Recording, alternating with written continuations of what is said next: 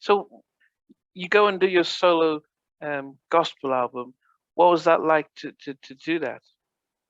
It was an educational, a very educational experience because once again, like I said, I didn't know anything about the business. So and from what I heard, I don't know because I wasn't checking on the business and stuff like that. I found out, I've been told by reliable sources that a lot of money was stolen from me during the time that I did that because with what I was told, I had the biggest budget, one of the biggest budgets of any gospel album to date at that time. And with that being said, a lot of it I did waste because I was bringing everybody who I wanted to work with on the album. I brought everybody to New York, had everybody booked in hotels, and I would bring everybody to the studio. And I just wanted to be like this big organic, like this is my one time. The whole Yeah, work, wind, and fire thing was, so I just wanted to be extravagant. Like I brought everybody, and I just wanted people. You could be in this room, and you working on this song for me. You could be over here working on something for me, and I just want to walk around from room to room and just jump on songs and do this and do that. So I'm just wasting money, blowing money, and so it ended up coming to a point where they had to reforecast or whatever because they ran out of money for the project and stuff like that at wow. 4 months. But then the label told me, like their words to me when they did a press conference when I left the group. And the representatives from Def Jam came up to me, the president and vice president came up to me and was like, you might not be in the Dru Hill business anymore, but we still want to be in the Woody Rock business. So they pumped me up, made me think they gonna put my gospel album out and stuff like that. When in all actuality, it was more so a thing to make sure that I didn't go too far. And they were gonna come back later on and try to get me to come back. And basically, I think before I even left, I had to sign something saying in order that my record come out, I agree to come back and do another Dru Hill record if they, when they reconvene or whatever. And So in between that time, they just kept playing with me and yanking it. Like we would record and get the record done. And it's like, but only so eventually after a while, it became evident that they weren't going to do anything with me. So somebody from Gospel Centric Records, which is a label that Kurt Franklin is on or was on, I don't know if he still is, mm, but they showed some interest. So they were like, in order for us to release this project, you got to agree to do this. You got to agree to be in the Thong Song video. What sense do it make? Like, don't get me wrong, I'm a full red-blooded male or whatever, so I definitely love to see some cheeks and tatas and all that good stuff. But what sense do it make at the time that I'm getting ready to try to put out a gospel album for me to be in a video about thongs on the beach? You see what I'm saying? And I even proposed the idea that the same way how he called up his baby girl in the beginning, I was like, y'all could call me and say, look, well, we about to hit the beach, we about to yeah, do yeah, this or yeah. whatever. And I could be like, look, man, I'm trying to be about my father's business or whatever, like give him a little something out the Bible.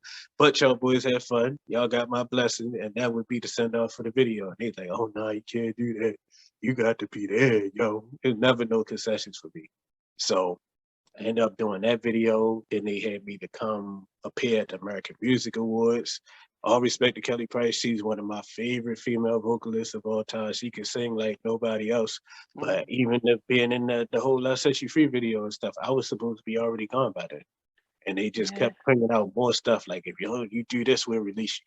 Do this, we'll release you. Do this, we'll release you. And then finally, when they did release me, it was some understanding between the labels that it was to be no music video or really no promotion for my gospel album. So it was basically just something I did for fun and a learning experience. And the song's up on YouTube and they get really good reviews on YouTube. People like it, but as far as Yeah. actually putting it out there and people to this day, it's people that ask me like, whatever happened to your gospel album? They don't even know that it came out because there was never any promotion behind it. You know, um, and I think this is some of the things that we've learned about the industry is that they look out for themselves. So, um, Mhm. and if they blacklist you, then if, then no one's going to touch you. Right. One of the members of the group told me when we came back to do the third album, he was like, yo, that's my fault, my bad, yo. I'm the one told them don't let you go and don't do this and don't do this because I was scared that you wouldn't come back and do the next album with us. He admitted it to me afterwards when we was on the beach in Jamaica recording the third album. But So then yeah, it when was all an inside thing. But when you did come back for the third album, Hmm.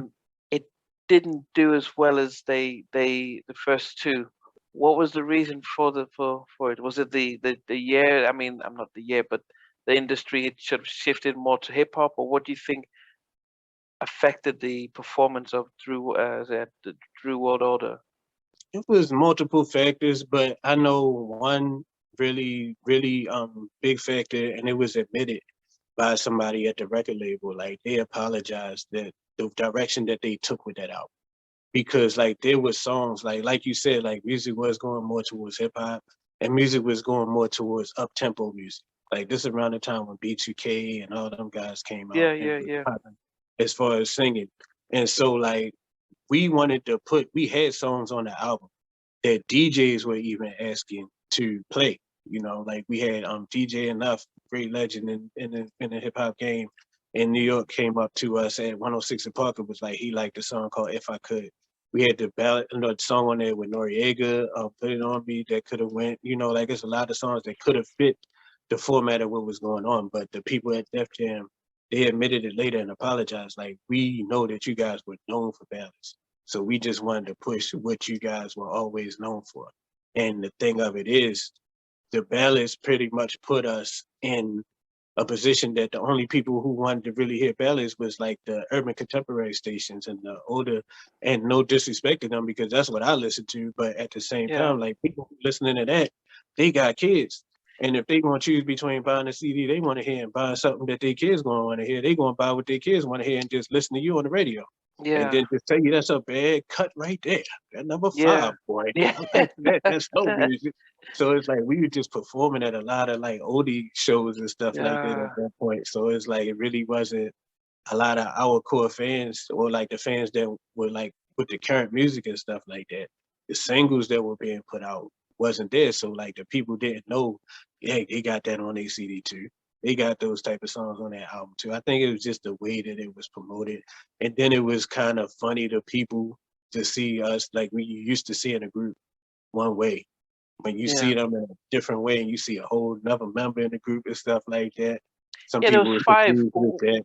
Why Yeah. why did they agree to go with five? I mean, how did you all have an agreement that yep, we're fine from four to five? Which Now, that was kind of my fault too. Well, I mean, some people might have a different idea of what happened, but as far as I'm concerned, Scola, who was the fifth member on that project, Scola was with me doing my gospel music. Like when I did my gospel project, he is an artist from Baltimore also. And he had a song that was running neck and neck with our stuff on the local countdown and stuff like that. So like he was somebody that we all respected and we like as an artist.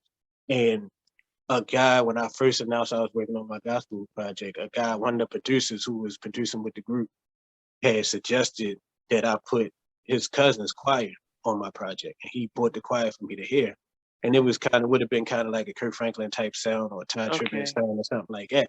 But I explained to him that my vision for my gospel project was to make songs that sound like the same songs I would sing if I was in the group, like my solo songs like April Showers and Angel and stuff like that. Make yeah, those type of songs with that same type of sound, but we just talking about the Lord instead of talking about girls. So I said the choir didn't really fit to what I was trying to do. But the mm, choir's manager was also Scola's manager. So he played me some new music that Scola had been working on. I was like, yo, if he could write a gospel song, that's the type of sound that I want. So he mm, called Scola up and told him that I wanted to talk to him. And Scola was so, like enthusiastic that he ready to do something or whatever. He's like, man, Woody. He's like, I don't want to talk to Woody. I want to see him. So he went and got in his car and hurry up and came over to the studio. And at that time, I had cornrows. He had cornrows. And we like not that much difference in our skin tones or whatever. We not that much difference in our height. So when I saw him, actually look at him in person, I was like, yo, he looked like he could be my brother or at least a cousin or something. So I just felt the closeness to him. And then the song that he wrote, like I said, he was so enthusiastic and so hungry.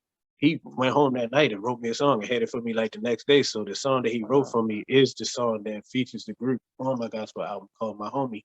He wrote that song, and when he called me back with that, and we went in and recorded the initial version, and then the label was like, because this title say homie or whatever, he's like, that'll be a cool song with the group to show everybody that y'all still, have some camaraderie or whatever amongst each other. Well, if that's what the public conception does anyway. So he's like, that should be good for the whole group to do. So that was like one of the first songs I recorded for my project. So once I saw how that turned out, I was like, man, I want you with me, whatever I do. Like if I do any performances and stuff, I want you with Okay. me. If I'm doing shows, if I'm doing interviews or whatever, I want you with me. So people saw. So after a while, the group decided that they wanted to get back together because by that time, Sisqó had released his second album I know. for Yeah. whatever. Yeah, so it's like by that time he was over that, so he was ready to come back and be the group. And so what they did to bait me in, they would come and pop up at some of my gospel shows and stuff and just surprise the audience and start singing backgrounds on. I had a gospel song called "Clap Your Hands," which is like Baltimore club music. Mm. We have a certain sound for our Baltimore club music, and I took the Baltimore club sound and made a gospel song. So they always Sisqó liked that because he loved to dance. So he would come out and dance on stage, and the rest of them would come out and stuff like that. So because of that, and I felt like, man, these guys are really my friends. They coming to support me or whatever. But the whole time they had an agenda, they wanted to do another album. So once they got me on board, then Jazz, because I was able to release my gospel project for better or for worse. Sisqó released 2 projects, and Jazz still never got to release his first project that he had songs for. Like he had a song with Jill Scott that was off the chain. The one with the Nutty Professor 2 soundtrack was a beautiful song, like one of my favorite songs, like not because I know him, but because even if I didn't know him, I would love that song. Like he had great music. Half Crazy by Music Soul Child was his song.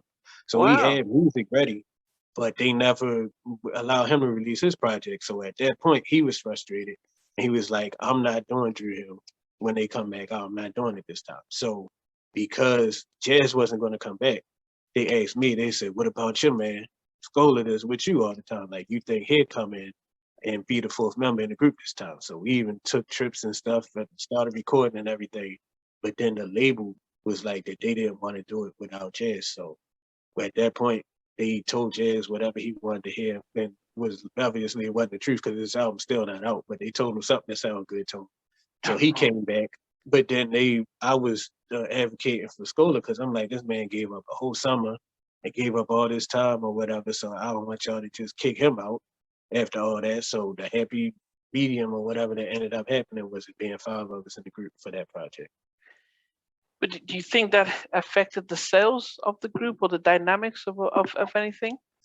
I feel like some people looked at it differently, you know, like, and sometimes that's all it takes. Like if you got a TV show and you got somebody, usually got this person playing as the mom or dad or whatever, and then you come back with a different dad, you know, like, or a different mom or whatever. Like some Yeah. people is not gonna watch it. Some people just not gonna be able to connect because people love what they're accustomed to. They love what they're used to. Like you could bring somebody in, not saying that this is the case, but you can bring somebody in that's even better or more talented than the original person. But if Mm. people are accustomed to seeing this person or hearing this person, they don't even want to hear what the new person had to bring to the table. And with us, it was crazy because people said to me, I've seen groups where somebody has left and they've been replaced by somebody else, but they was like, but y'all had all y'all original people and just somebody extra. You see what I'm saying? So it's like, it wasn't even about the talent because I still feel like Scola is a phenomenal writer and I like the way he sings, but it's just like the fact that people were just used to looking at one thing and then you just give them something else